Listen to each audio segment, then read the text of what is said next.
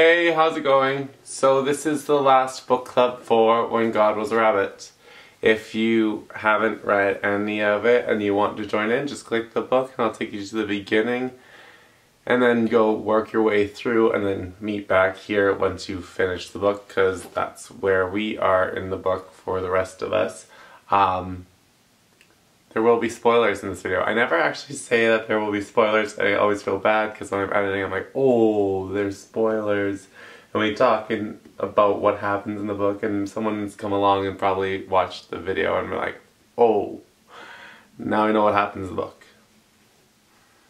So yeah, there's spoilers. Let's get started. So what's happened in the last kind of bit is that Ginger has actually died now.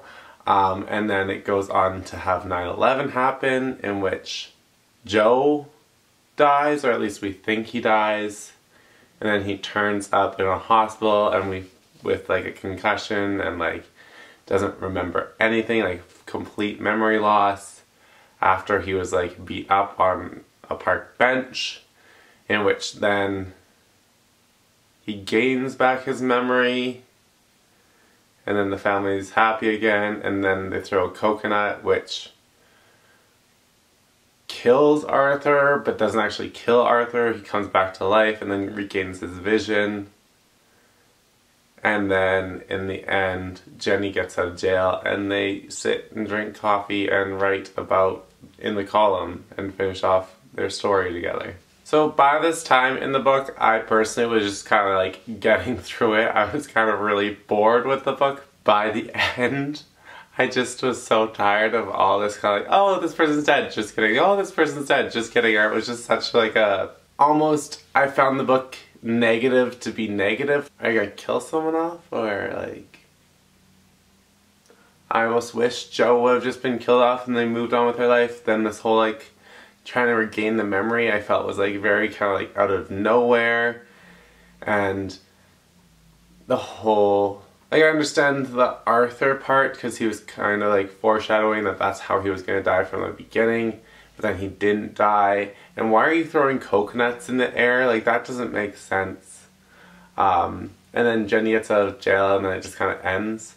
Like, I understand that like the book was set up to be like, oh, this is when she first met Jenny and this is when she reconnects with Jenny, but like, I felt together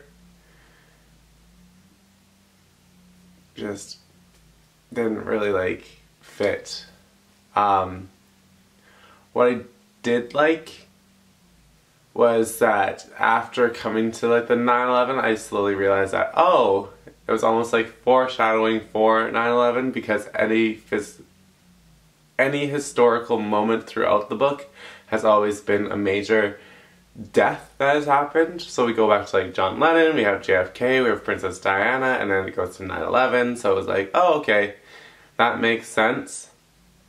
But like I said, this whole kind of like fake death kind of thing that happened at the end, I felt it was just kind of like thrown in there to finish up the story. I don't really even understand the point of the story past this idea of like, I don't even know. Like, I understand. Do I?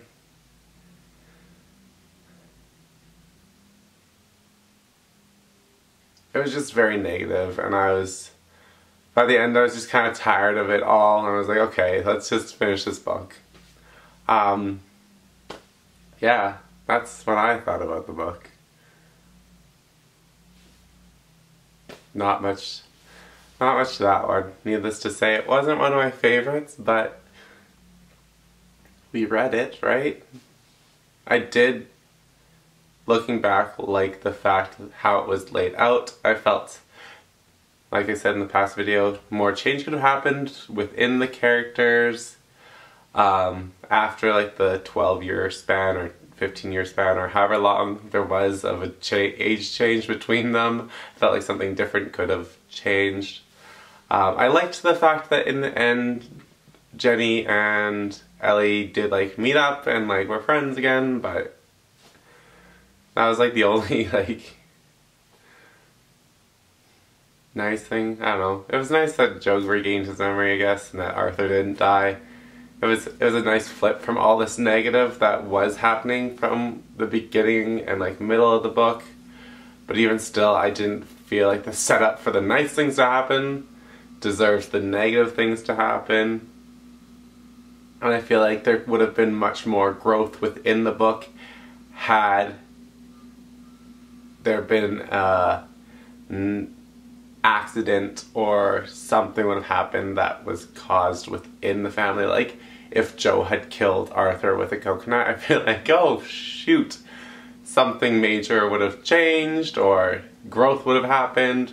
Or even like if Joe did die in 9/11, I feel like that would have at least pushed the characters to a different point. Which, going to that point, I also feel like Ginger's death was kind of just passed over. It was like, yeah, they were upset, but it was like it was moved on from so quickly that...